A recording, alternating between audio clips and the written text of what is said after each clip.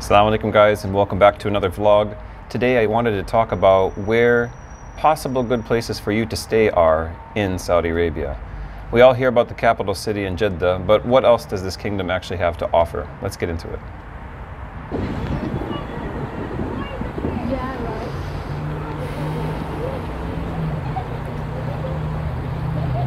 So when settling down or when trying to choose a job offer in Saudi Arabia, oftentimes you have a list of different cities, and the three big ones are pretty identifiable for most people who are interested in this country. Those are Jeddah, Al-Riyadh, and Dammam, Al-Khobar, the areas in the east. The eastern provinces, Al-Khobar, Sayhat, Dammam, Dhahran, and so on and so forth. And Jeddah is in the west and Riyadh in the central region. But aside from the large kind of metropolitan lifestyle, there are other options for you to stay in Saudi Arabia. And what I would consider, if I were you, is your living conditions. So now, a lot of viewers like to ask about the cost of rent.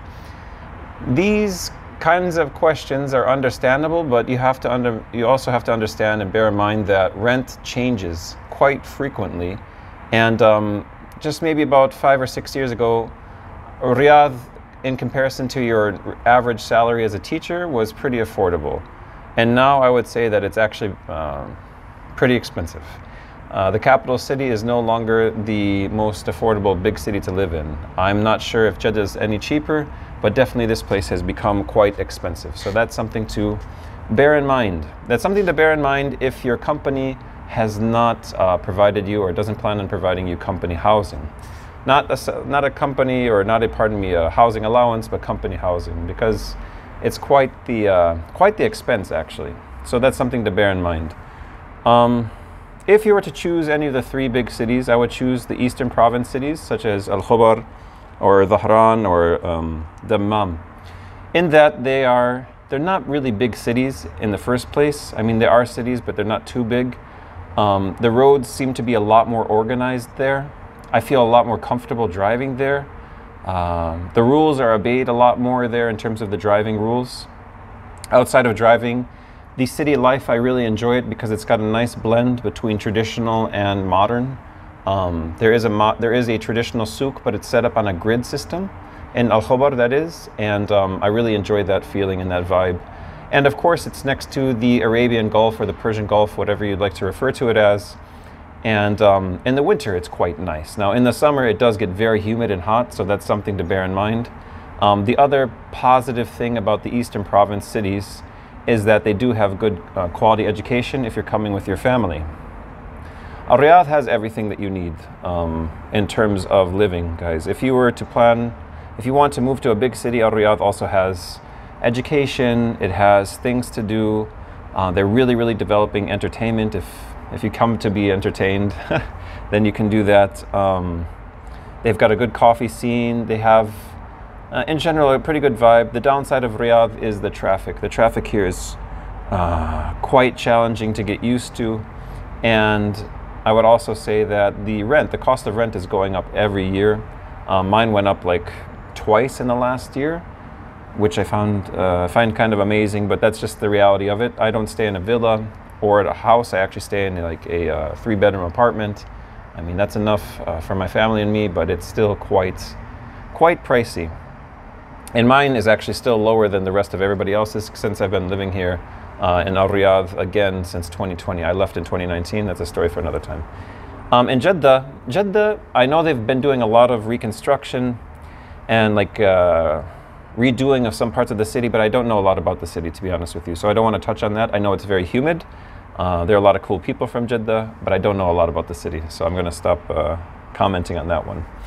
If by chance you are coming as a teacher who will be on his own or on her own, especially if you're a male, I should say, and you don't really want the big city life, you want to go hiking, explore nature, learn about Saudi culture, learn about the local culture here, and kind of make more friendships, I would recommend the southern areas. Now, Tabuk in the north is also quite nice, but I haven't been there enough times. I've been there twice, but I haven't been there enough to really give you an honest assessment of it. I did live in Khamis Mashait which is in the south, in the southern area called Asir, the southern province called Asir, or state, whatever you'd like to refer to it as. And it's quite nice, guys. You don't need your air conditioning most of the year. The temperatures are quite mild, hot in the summer and quite mild, and a little bit cold, actually pretty cold in the winter. Abha is right next to it. It's the capital of Asir. And those places are quite affordable outside of the summer months. When it gets hot everywhere else in the kingdom, a lot of people flock to the south to enjoy their cool climate.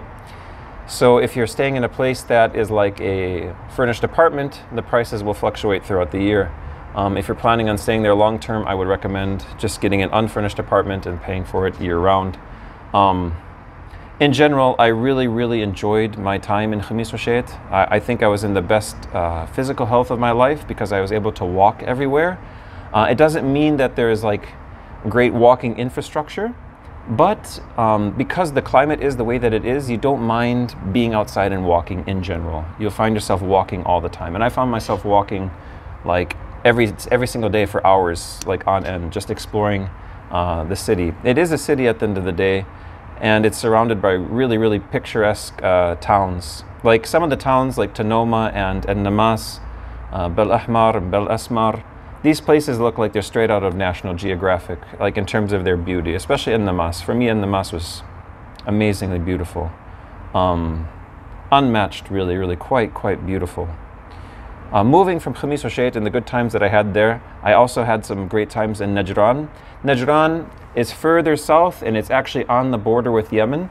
I was there before a lot of the recent issues started happening, and I left because of those issues. Actually, we had some incidents in May 2015 that forced us to leave. My team and we had to leave, but in general, Najran, I think it's back to where it was in terms of safety and security. It's a great place with really great people.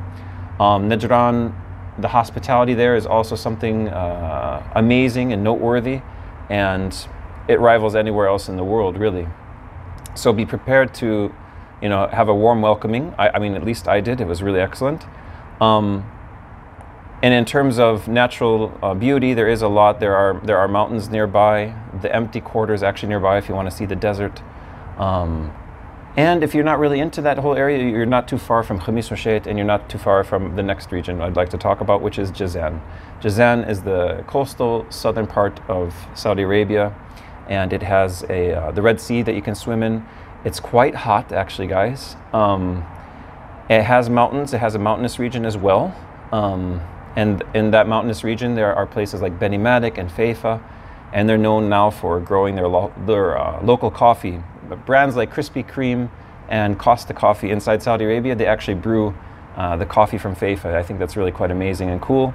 And I've had one or two really excellent friends from Faifa as well in my time that I've been living in Saudi Arabia. I really enjoy the people from there as well. In terms of living, though, I heard that it's also quite expensive, and that was years back, so I can't imagine what it is now. Now you might think, Ted, then, like, if the South is so cool and beautiful, why aren't you there right now? And the simple answer is that, and I'm not sure about if it's current, but I'm pretty sure that there aren't really strong international schools there. So if you're here with your family and you want to have your children enrolled in international schools, unfortunately, until now, they don't really have that option.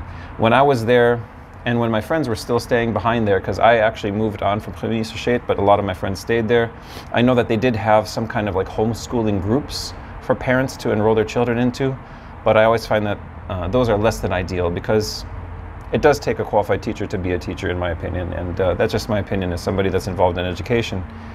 So that's the downside. I guess the downside of the South is that strong international schools are not available.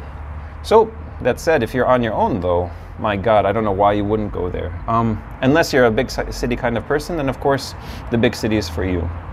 In terms of international schools in Al Riyadh, there are quite a selection to choose from, and you choose the one that works for you. They also have something called Ahliya schools.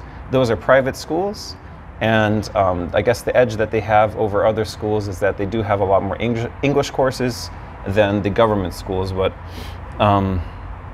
there is a stereotype about them that they're not as strong as the government schools in Arabic. And then of course you have your local Arabic schools. As far as I know, anybody can enroll in those, but they're all going to be in Arabic, and they'll be free of charge, but all in Arabic. So that's quite a challenge if you're not coming from an Arabic speaking background. And that's pretty much my overview, guys. Again, I think the perfect blend, if you really like the city life, but not like too overwhelming with too heavy of traffic, the Eastern Province cities like Al-Khobar, Dammam, and Dhahran are for you. If you really want it all, Al-Riyadh is the place to go. Jeddah is also, I guess the nice thing about it is its proximity to Mecca. It's not too far from Mecca if you're a Muslim teacher. If you want a very comfortable, outdoorsy kind of place, then the southern provinces are always there. And that does leave us to Mecca and Medina. Of course, Mecca and Medina, I think it goes without saying. Those are the two holiest places that you can be in the world. And they do have teaching opportunities as well. I don't know about the teaching opportunities there, so that's why I didn't want to comment on them. But I mean, if you're able to find a place there, then you're truly blessed, inshallah. Anyways, guys, I hope that this helps, you know, explain and open your mind to the different places that are here, as opposed to just maybe like Riyadh and Jeddah. There are quite a few places that you can go. And I hope that I can see you guys all in the future. Take care. Enjoy. Assalamu alaikum. Bye-bye.